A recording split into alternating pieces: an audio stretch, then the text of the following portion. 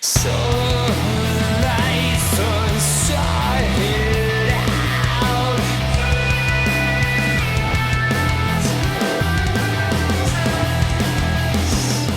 Mike's good. Okay, I'm Aaron Hallett. I rate original Christian rock. I'm just setting up a ridiculous drop tune sound. So my guitar is in standard tuning. I throw a polyphonic pitch shifter in the chain, drop it an octave sometimes, just because. I want to just kind of do something today where it's just kind of moving. Yesterday, by the way, I had a really cool song come out of it, but I was struggling a little bit in the chorus. My voice just wasn't working. I think I was starting to get sick. Last night, I just went to bed like 2.5, 3 hours early, slept through like for 11 straight hours, and I seem to be okay today. I'll see how my voice actually works, but normally I can do this like fry thing on top of my falsetto and make this really cool, like, you know, screaming sound, and I just couldn't even do it. And my voice was really weak. So like on that top end, I was like, okay, something's going on. I threw some lower harmonies on and ratcheted up my one vocal plugin that throws on like vocoder auto harmonies and made it sound like I was just putting effects on the chorus. But yeah, I was struggling yesterday. Okay, let me see if I can come up with what I'm kind of...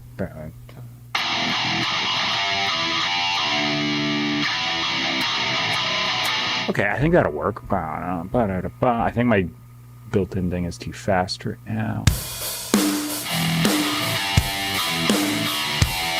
Yeah, I think that's good. I've got to get this sound a little bit less.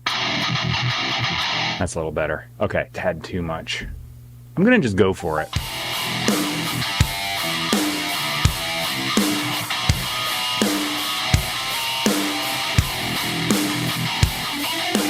Left side's done, and it's kind of left and right side. I'm using Bias FX 2. Got a signal splitter, so I got a left and right side going. I pan it with this little mixer they've got. The other side, I was dropping both down an octave. This, I'm only dropping one side, and that's the magic of these dual signal chains, because I can do two things at once and make this single guitar sound like this big stereo monster.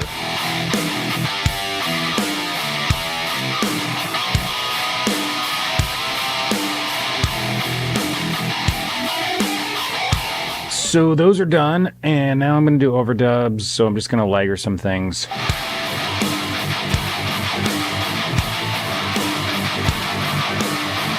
Went up a higher octave anyway, that'll make it more interesting. Okay, and then the other thing is a clean sound with lots of reverb delay.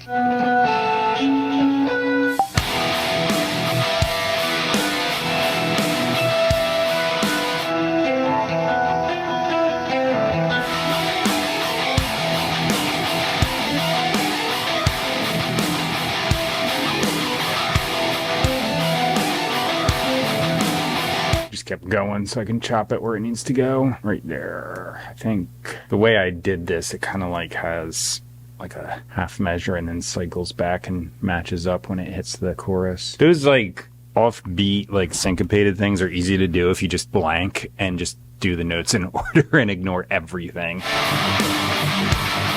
If I try to think about where I'm lining up, it won't happen. E Phrygian, which is actually just C major starting on the E. Then it goes to G major, which is E natural minor, then E major in the chorus. Do I want to continue this tapping? Maybe not. Maybe I'll just do like...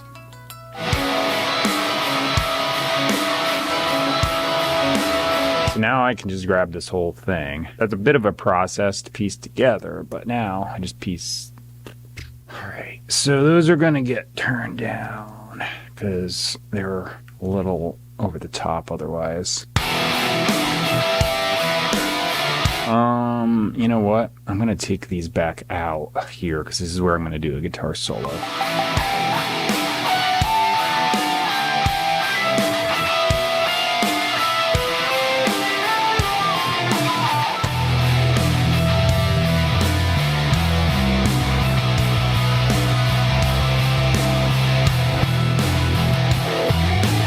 That worked out. I am gonna do MIDI stuff. I used to do things where I'd like put like a violin thing in the chorus or like a little subtle piano deal to just like make it pop. However, I'm using Shreddage 3 Hydra and then the, what the heck is the bass? It's supposed to be a Dingwall bass, but I've got both of those going and I can just play.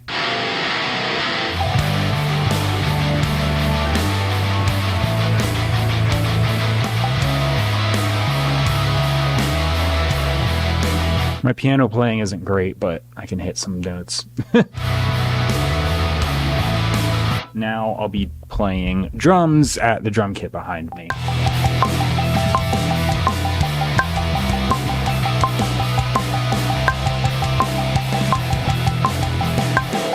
Alright, so I just finished up the drums. It's pretty uneventful, which is a good thing. I pulled the ends down, so I did like a bit of a snare roll thing. I'm using Modern and Massive by Get Good Drums, and there's a bounce sound. So my module spits out the snare hits on D1, which is that. I yoinked some of them down. Yoinked. Makes it sound like a roll. I played a pretty basic part because I just didn't feel like messing up or having to deal with stuff. So yeah, I just started putting down lyrics. I think the verse is going to be fairly sparse. Yeah, yesterday, man, I just could not hit the notes in the chorus. It was like a B and a C and something like that for the top. And I mean, some of the songs like the day before, I was hitting like a freaking E above that. So yeah, I was like, something's up. As a singer, I guess you got a little bit of a pre-warning that you're getting sick, because if your upper register doesn't work, you just know something's going on. Okay, so let's see. I think that'll work. Verse is done. I was going to say it's sorted out. It's just funny because I was looking at the lyrics. I say unsorted out on there in the second line.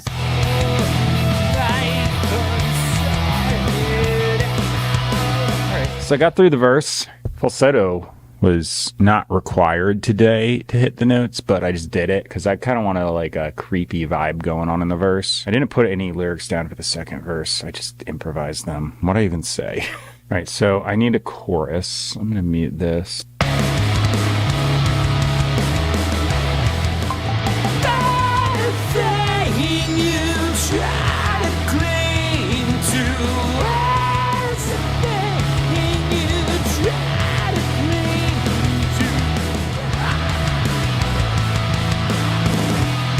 All right, so I think that's a song. Got to copy the chorus onto the other two parts where it happens. My mindset is I'm going to come out here every day and write a song. You know, I'm just plowing through.